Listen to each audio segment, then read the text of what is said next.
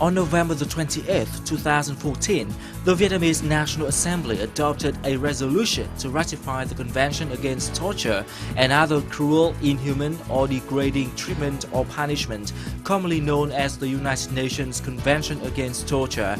According to the resolution, Vietnam will amend its legal system in line with the convention. The convention was passed by the General Assembly of the United Nations 30 years ago and now has 155 parties. The ratification is one of Vietnam's commitments prior to becoming a member of the United Nations Human Rights Council for the 2014-2016 period. The move is also considered the implementation of Vietnam's new constitution adopted in 2013, which says the legal system protects all people in terms of health, dignity and integrity. Thế về hiến pháp 2013 của chúng ta thì quy định cũng rất rõ những cái nguyên tắc và những yêu cầu được thể hiện trong công ước. Thứ nhất là mọi người quyền sống, tính mạng con người được pháp luật bảo hộ, không ai bị tước đoạt tính mạng trái luật, điều 19. Mọi người có quyền bất khả xâm phạm về thân thể, được pháp luật bảo hộ về sức khỏe, danh dự, nhân phẩm, không bị tra tấn, bạo lực, truy bức, nhục hình hay bất cứ hình thức đối xử nào xâm phạm thân thể, sức khỏe, xúc phạm danh dự, nhân phẩm. Điều 20. Luôn luôn có sự tranh cãi là đợi đến khi chúng ta hoàn chỉnh hệ thống luật pháp trên tinh thần hiến pháp mới của 2013 có quy định về chống tra tấn. Đợi đến khi chúng ta hoàn chỉnh luật xong mới phê chuẩn hay là phê chuẩn luôn. Như vậy là đây là vừa là cái nỗ lực rất lớn của các cơ quan, nhưng ở đây cũng thể hiện một cái ý chí chính trị rất cao của Đảng và Nhà nước ta. Đó là chúng ta có quyết tâm chính trị trước để mà sớm hoàn thành cái thứ nhất là một cái chủ trương chính sách đúng của Đảng và Nhà nước ta, là tôn trọng quyền con người và trong đó là nghiêm cấm mọi hình thức tra tấn và đối xử vô nhân đạo. Và từ đó thì trên cơ sở hiến pháp, trên cơ sở một cam kết quốc tế rõ ràng, đối với một văn kiện pháp lý ràng buộc thì chúng ta hoàn chỉnh luật pháp của chúng ta. Như vậy thì tôi nghĩ rằng là không những là nỗ lực mà còn là một quyết tâm chính trị rất cao của chúng ta trong vòng một năm qua.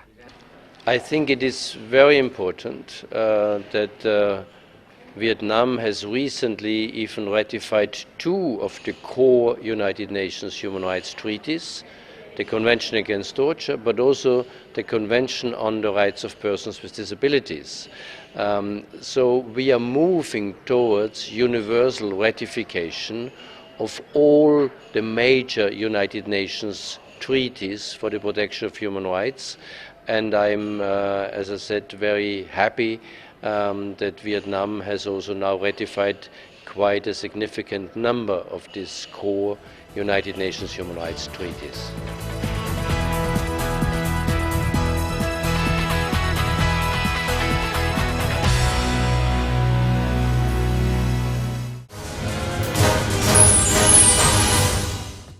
Hello and welcome to Sharing Vietnam. Vietnam's National Assembly has recently ratified the United Nations Convention Against Torture, which is considered a major step of Vietnam in promoting human rights according to international standards. And in our program today, we'll have a conversation with Mr. Dennis Carey, the representative of the United Nations Development Program in Vietnam. He will share with us his opinion on the significance of the ratification and possible cooperation between the United Nations and Vietnam in implementing the convention effectively in the coming time. So hello, Mr. Carey. Thank you so much for joining us today. My pleasure. So first of all, how do you describe the significance of Vietnamese National Assembly's ratification of the Convention Against Torture recently? I think it's hugely significant from our perspective, from UNDP and the UN overall. We see it as a further sign of Vietnam's renewed or continuing and growing commitment to human rights. In the same day, we had Vietnam ratify the Convention for the Persons with Disabilities, as well as the Convention Against Torture. And that shows, as I said, Vietnam's commitment to these international standards that are held globally on these topics. And what do you think of Vietnam's preparation for the ratification and implementation of the convention? Well, I think the preparation is extremely impressive. in terms of its speed. Vietnam agreed to ratify the Convention Against Torture in the Universal Periodic Review of Human Rights earlier this year, and then very recently, as you said, at the end of November, the National Assembly confirmed the ratification. So we heard today from an international expert that is very fast by international standards, and I think that is very commendable. Of course, Vietnam deserves congratulations for its commitment in that regard. Of course, the big challenge is, of course, implementation, taking forward the elements of the convention and enshrining it in national law and practice, so that it counts for all citizens in Vietnam. Now that the convention has been ratified, what do you expect from Vietnam's implementation of the convention? I think there is need for legislative change, so the National Assembly has a role to play. Of course, institutions have to respond and update their practices, including security institutions. We heard recommendations about the change to the criminal code. So, for example, to remove the possibility that evidence gained during torture can be used in formal proceedings. Whether that evidence is true or false should be immaterial, and if that is removed as a possibility, that serves as a strong disincentive, or removes the incentives that security forces or personnel may have to employ torture. So that was one important step that was put forward today.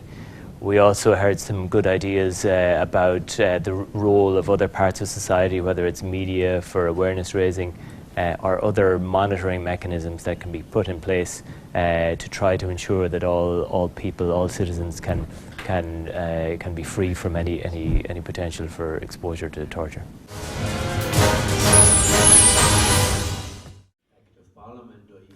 On December the 8th, 2014, Vietnam's Ministry of Foreign Affairs, in cooperation with the United Nations, organized the second international conference on the Convention Against Torture. The event followed a conference held in Hanoi in June to introduce the convention and its implementation prospect in Vietnam. The conference drew the participation of many delegates from Vietnamese government bodies and academic organizations, as well as international agencies.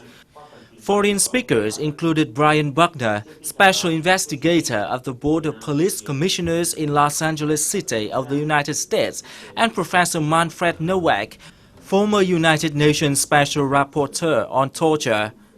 They presented fundamental contents of the convention and implementation experience in the United States and other countries. Vietnam is a party to the United Nations Convention Against Torture, and it has undertaken all kinds of obligations. I think the most important one is to make torture a crime under domestic criminal law with appropriate penalties, and that means torture is a very serious human rights violation, and it should carry a medium to long-term prison sentence for those police or other officers that have been found to have practiced torture. It is also very important that the government undertakes preventive measures to prevent torture by whatever means. So, for instance, that every detainee will immediately be brought to a doctor, brought to a judge, an independent judge, where he or she can also allege that he has been tortured during police custody, that you have a quick access to a lawyer, the right to habeas corpus, etc. So there are various ways and means how one can prevent torture by also keeping the police custody as short as possible. Along with international experts, Vietnamese authorities also sent speakers to the conference to present the legal basis against torture and orientations to improve the legal system in the coming time. The local speakers included Nguyễn Thị Quế Thu, Director of the International Law and Treaties Office under the Legal Department, Vietnamese Ministry of Public Security, and Phạm Minh Tuấn, Deputy Director of the Ho Chi Minh National University of Politics and Public Administration, Region 2. Một trong những cái quy định thể hiện cái thái độ của nhà nước đối với các hành vi tra tấn là thể hiện ở cái Bộ luật hình sự năm 99. Đó là vấn đề về tội dùng nhục hình, điều 298. Là người nào dùng nhục hình trong hoạt động điều tra, truy tố, xét xử, thi hành án thì phạt tù từ 6 tháng đến 3 năm. Và đối với phạm tội gây hậu quả nghiêm trọng, rất nghiêm trọng, thì sẽ bị cái mức phạt tới 10 năm. Và người phạm tội còn bị cấm đảm nhiệm chức vụ nhất định từ 1 năm đến 5 năm. Well, the representative of the American Police Force delivered a presentation today on the implementation of the Convention Against Torture. So, how do you describe the significance of the presentation?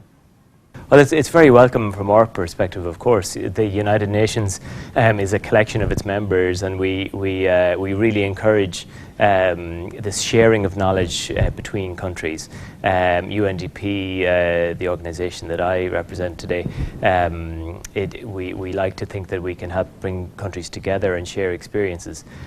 So I think today we had a very informative presentation from the delegate from the United States that showed both the progress and the challenges, and I think that is reflective of probably every country's experience in terms of human rights and implementation of human rights treaties. Every country has its challenges and that it seeks to face up to in terms of human rights. And regarding the United Nations agencies in Vietnam, what do you think can be done in 2015 and the following years in implementing effectively the convention? Well, the United Nations here in Vietnam, we have been a partner to the Vietnamese government for many years on this area of work, and we are extremely happy to play that role going forward. The Convention Against Torture, I mentioned earlier some of the potential areas of focus going forward to fully implement the convention. In general terms, we would really encourage an inclusive and participatory approach. All parts of government have a role to play in the protection of human rights. We also have a role for media in terms of awareness raising. Lawyers associations and the legal sector can support in the drafting of legislation in this area. And civil society, of course, at the national level or the local level, can have a strong role in awareness raising and monitoring also. All of this then I think can be framed in the broad framework of the Universal Periodic Review, which Vietnam went through its second review this year, earlier in 2014. And the accepted recommendations from that review can form, or they do form, a framework for Vietnam's priorities in the area of human rights going forward. And the UN is very much looking forward to working with the government of Vietnam on implementing or supporting it in implementing the recommendations that it has accepted as part of that review. Well, Mr. Carey, thank you so much for spending your time with us today and sharing valuable information. Thank you, my pleasure. Well, that's all for our Sharing Vietnam today. Hopefully, with the active support of the United Nations and the international community, Vietnam will quickly come up with solid measures in order to implement the United Nations Convention Against Torture effectively. Thank you so much for watching, and see you again next time.